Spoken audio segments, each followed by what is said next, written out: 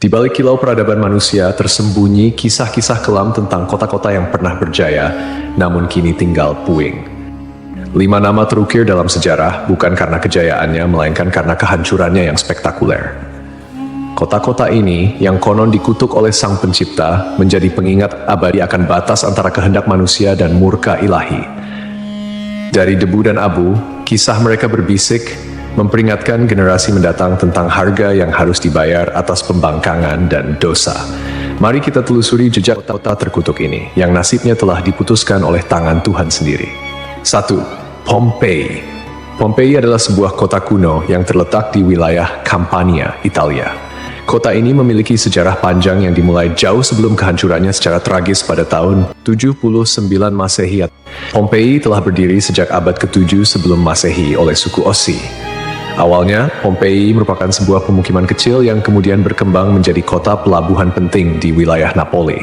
Pompei pun berkembang menjadi kota yang besar pada masanya. Kota ini juga dikenal yang jauh lebih subur daripada tempat lain, karena Pompei terletak di kaki Gunung Vesuvius, sebuah gunung berapi purba yang merupakan satu-satunya gunung berapi aktif di Eropa. Para petani di kota ini banyak yang menanam anggur dan zaitun. Kesuburan tanah ini merupakan salah satu faktor utama yang mendorong pertumbuhan dan kemakmuran Pompei selama berabad-abad. Meskipun Gunung Vesuvius telah lama menjadi bagian dari lanskap kota Pompei, penduduk kota tampaknya tidak menyadari bahaya yang kelak akan ditimbulkannya. Gunung Vesuvius diketahui telah tidak aktif selama berabad-abad, dan pengetahuan vulkanologi pada masa itu masih sangat terbatas. Kota Pompei merupakan bagian dari wilayah kekuasaan Romawi kuno. Banyak dari masyarakatnya merupakan keturunan Romawi, dan di seluruh wilayah Kekaisaran Romawi kuno, praktik prostitusi memang dilegalkan. Namun Pompei menawarkan sesuatu yang lebih. Diperkirakan ada 35 rumah bordil yang tersebar di kota ini. Di Pompei ada beberapa lupanar, dengan yang paling terkenal disebut Lupanar Grande, yang merupakan satu-satunya rumah bordil besar yang ditemukan di sana. Kata lupanare sendiri berasal dari kata Latin lupa, yang berarti serigala betina, istilah yang juga digunakan untuk para pelacur pada zaman itu. Di dalam Lupanar Grande, ditemukan kamar-kamar kecil dengan lukisan erotis di dinding, yang kemungkinan besar digunakan sebagai semacam menu untuk layanan yang ditawarkan di sana. Rumah bordil ini memiliki 2 lantai.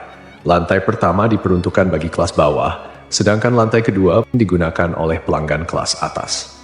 Jumlah yang tergolong banyak mengingat Pompei hanya seluas 12 km² dengan populasi sekitar 11.000 orang. Untuk menuju rumah bordil, jalanan di Pompei diberi petunjuk arah berupa pahatan falus alat kelamin laki-laki, sebuah tanda untuk membantu orang asing yang mungkin mabuk berat atau tidak bisa berbicara bahasa lokal.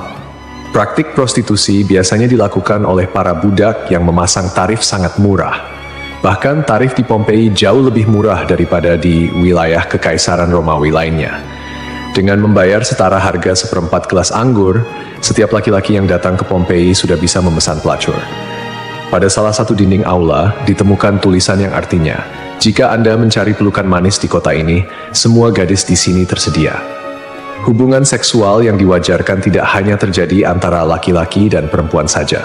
Penemuan grafiti menunjukkan bahwa homoseksual dan pemerkosaan anak juga menjadi hal yang biasa di Pompei. Temuan inilah yang membuat Pompei dijuluki sebagai kota maksiat, terlepas dari arsitekturnya yang megah dan keberagaman karya seninya. Akhirnya, setelah kegiatan maksiat di kota ini semakin parah dan menjadi pemandangan yang lumrah, pada tanggal 24 Agustus 79 Masehi, sekitar tengah hari, terjadilah letusan mahadahsyat dari Gunung Vesuvius. Gunung ini mengeluarkan kolom erupsi yang luas dan tinggi hingga mencapai ketinggian 33 km. Abu vulkanik dan batu apung mulai berjatuhan di Pompei dan di daerah sekitarnya. Tebalnya erupsi menyebabkan kegelapan di siang hari dan membuat orang-orang kesulitan untuk bernapas, sehingga penduduk Pompei banyak yang tidak sanggup melarikan diri. Kemudian pada malam hari, letusan mencapai puncaknya. Serangkaian awan panas yang mematikan mulai menyapu kota dengan kecepatan tinggi dan membunuh siapapun di kota tersebut. Meskipun sulit untuk memastikan jumlah korban jiwa yang tepat, diperkirakan ada sekitar 2.000 orang yang tewas di kota Pompei, meskipun banyak juga yang berhasil melarikan diri pada tahap awal erupsi. Namun, mereka yang tertinggal atau terlambat melarikan diri menghadapi nasib yang sangat mengerikan. Kota maksiat ini hancur lebur bersama 500 tahun. Setelah sekian lama, Pompei ditemukan kembali pada abad ke-14 dan penggalian yang dilakukan mengungkapkan banyak artefak serta mumi-mumi yang terkubur di bawah abu vulkanik. Pompei kini menjadi simbol peringatan akan bahaya dari keangkuhan dan dosa manusia.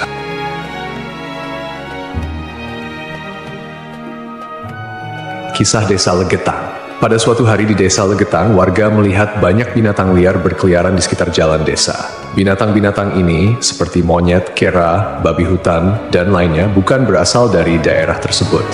Setelah diselidiki, ternyata hewan-hewan ini berasal dari Gunung Pengamun-Amun, yang berada agak jauh dari Desa Legetang. Kejadian ini membuat warga khawatir dan mereka bermusyawarah untuk menyikapinya.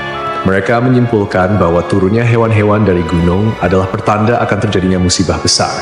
Kepercayaan lokal yang menyatakan bahwa hewan bisa merasakan bencana sebelum terjadi mendorong warga Desa Legetang untuk bertindak cepat.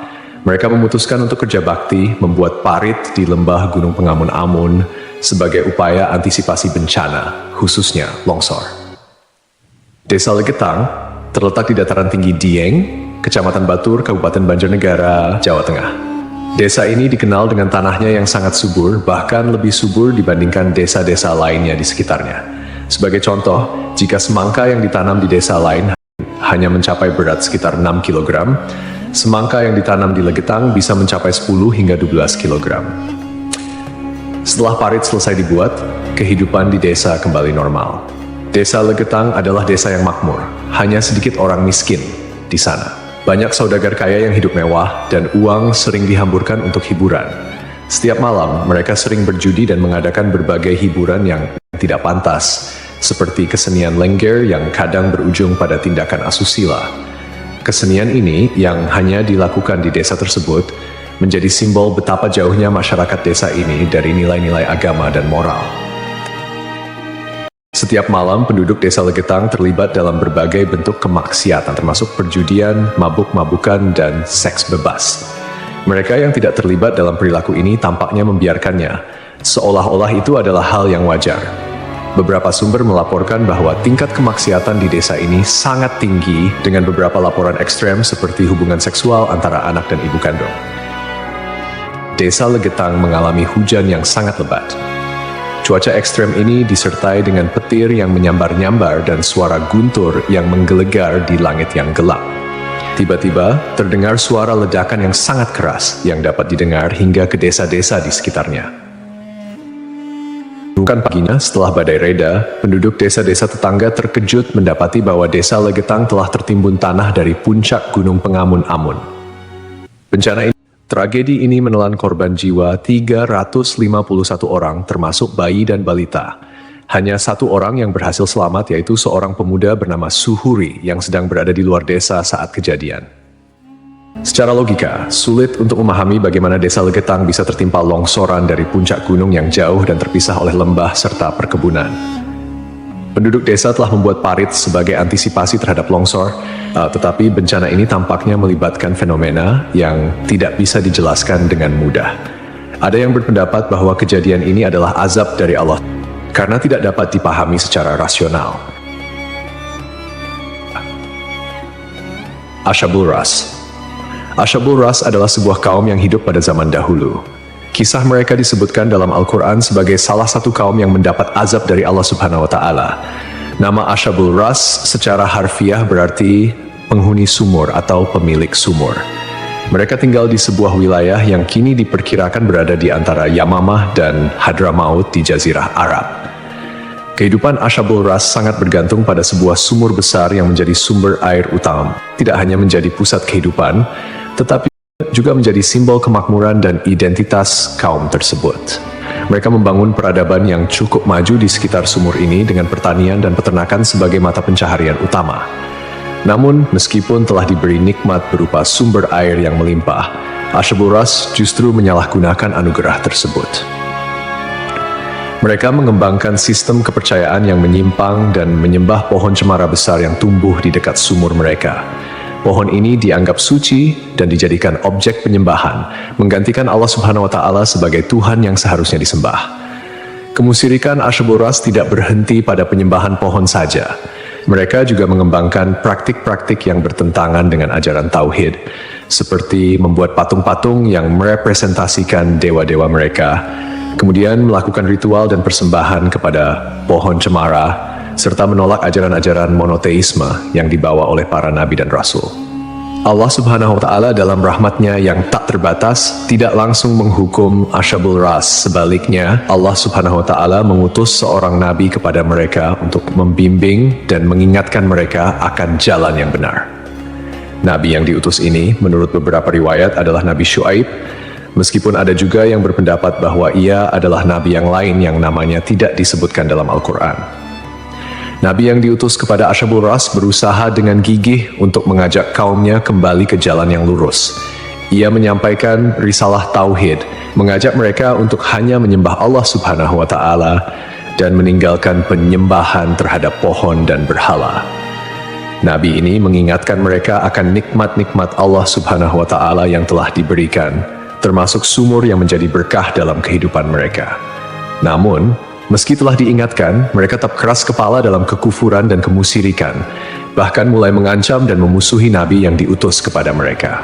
Penolakan ini berlangsung dalam waktu yang cukup lama, menunjukkan kesabaran Allah Subhanahu wa Ta'ala dalam memberi kesempatan kepada hamba-hambanya untuk bertaubat.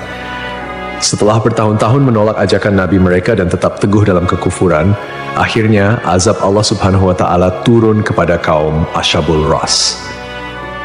Azab ini datang sebagai konsekuensi dari penolakan mereka yang terus-menerus terhadap ajaran Tauhid dan ketekunan mereka dalam menyembah selain Allah Subhanahu wa Ta'ala. Menurut beberapa riwayat, azab yang menimpa Asyabul Ras terjadi dalam beberapa tahap. Pertama, terjadi kekeringan dan paceklik. Allah Subhanahu wa Ta'ala mulai mengurangi curahan rahmatnya dengan menahan air hujan. Akhirnya, terjadi kekeringan berkepanjangan. Tanaman-tanaman mereka mengering dan ternak mereka mulai mati kelaparan. Ini merupakan peringatan awal bagi Asyabul Ras, namun mereka tetap tidak mengindahkannya. Kemudian terjadi pencemaran sumur. Sumur yang menjadi sumber kehidupan mereka tiba-tiba tercemar. Airnya berubah warna, berbau busuk, dan tidak layak dikonsumsi. Hal ini menyebabkan krisis air yang parah di kalangan Asyabul Ras. Lalu datanglah gempa bumi. Sebuah gempa dahsyat mengguncang wilayah tempat tinggal Asyabul Ras. Gempa ini menghancurkan bangunan-bangunan dan infrastruktur yang telah mereka bangun selama bertahun-tahun. Akhirnya, mereka pun binasa, meninggalkan kisah yang menjadi peringatan bagi generasi-generasi setelahnya tentang konsekuensi dari menolak petunjuk ilahi dan hidup dalam kemusyrikan.